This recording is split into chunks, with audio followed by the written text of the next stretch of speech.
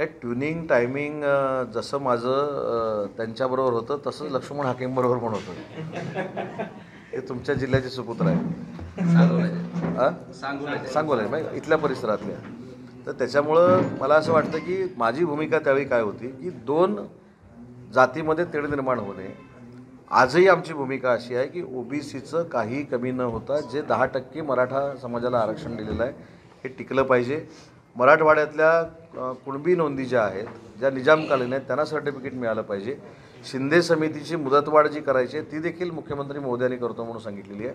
पण मला मनोजजींना एक मित्र म्हणून विनंती करायची आहे, शेवटी राज्याच्या मुख्यमंत्र्यांबद्दल बोलताना आपण थोडं संयम ठेवून बोललं पाहिजे. कारण ते राज्याचे मुख्यमंत्री आहेत, जनतेनं त्यांना निवडून दिलेलं आहे. कदाचित रागाच्या भरामध्ये अशा गोष्टी होऊ शकतात, पण त्यांनी संवाद ठेवावा सरकारबरोबर, ही मी पहिल्या दिवसापासून भूमिका सांगतो. आंदोलन हे ठीक आहे, आंदोलन केलं हा देखील लोकशाहीतला एक भाग आहे, त्याच्याकडे सकारात्मक आणि आदरतेनं बघितलं पाहिजे. पण तुम्ही डायलॉग पण केला पाहिजे ना, डायलॉग केला पाहिजे. काही गोष्टीबद्दल गैरसमज करून घेऊन जे काय बोललं जातं किंवा अजून कोण जे काय सांगतात त्यांच्यावर विश्वास न ठेवता डायरेक्ट सरकारशी बोललं पाहिजे.